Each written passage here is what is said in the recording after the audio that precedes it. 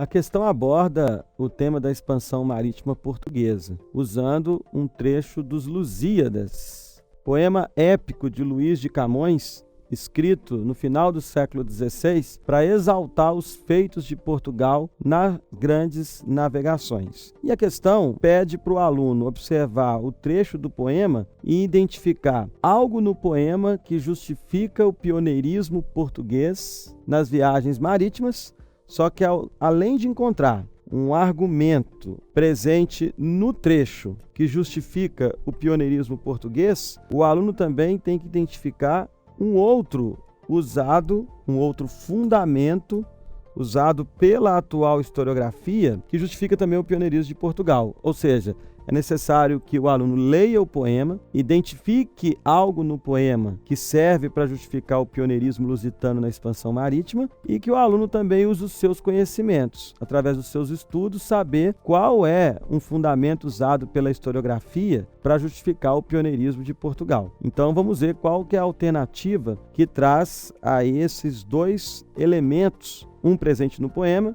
e outro na historiografia, que justifica o pioneirismo lusitano na expansão ultramarina. A letra A diz o seguinte: a capacidade técnica dos cosmógrafos. O poema não fez referência aos cosmógrafos, os estudiosos do universo, e depois o financiamento dos grupos mercantis.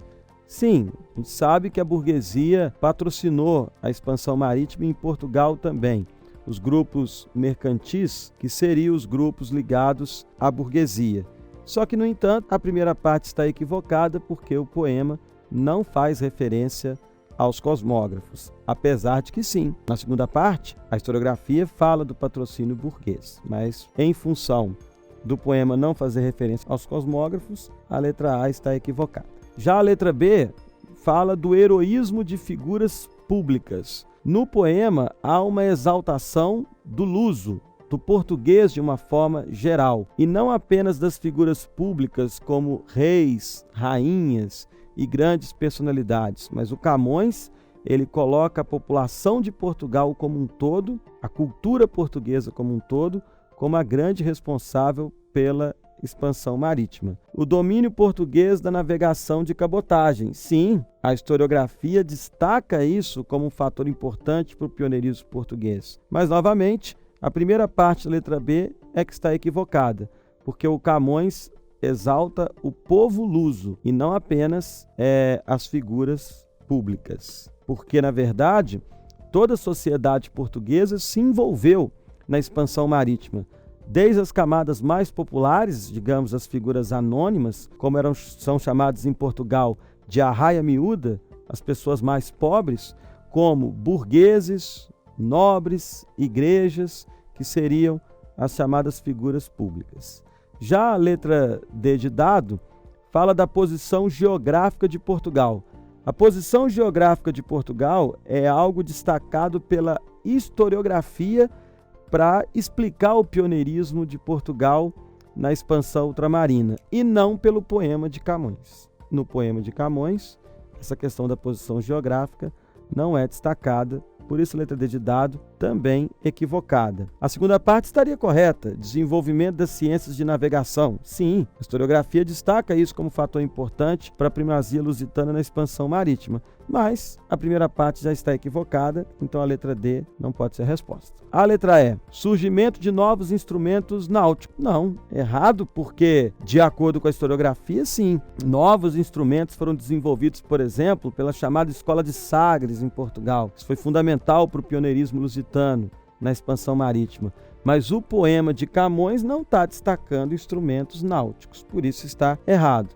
A segunda parte estaria correta? Sim, a fundação da Escola de Sagres por Dom Henrique, o navegador, filho do rei de Portugal. A historiografia destaca isso, mas a primeira parte já está equivocada. A resposta, portanto, é a letra C, porque no poema de Camões exalta o povo luso, exalta o lusitano, ou seja, destaca sim uma vocação marítima do povo português como um todo. E isso, na ótica de Camões, explica por que os portugueses foram tão importantes na expansão marítima europeia. E a historiografia destaca também a vasta experiência dos navegadores portugueses, porque Portugal é um país que tem a sua costa banhada pelo Atlântico, e já desde a Idade Média, os portugueses dependiam das águas oceânicas para a sobrevivência do seu estado, principalmente porque Portugal é um país muito pequeno e padece de recursos. Então tinha que buscar recursos constantes no oceano, através da pesca, por exemplo. E além disso, Portugal é um reino constantemente ameaçado, tanto na Idade Média quanto na Idade Moderna, pelo seu único vizinho. Na Idade Média, esse vizinho se chamava Castela, grande rival de Portugal. Na Idade Moderna, passou a se chamar Espanha. E para Portugal se manter protegido das ameaças desse vizinho, Portugal teve que buscar soluções marítimas. E nessa constante busca de riquezas no oceano desde a Idade Média, os navegadores portugueses foram adquirindo, sem dúvida alguma, vasta experiência. Então, portanto, a resposta, a letra C.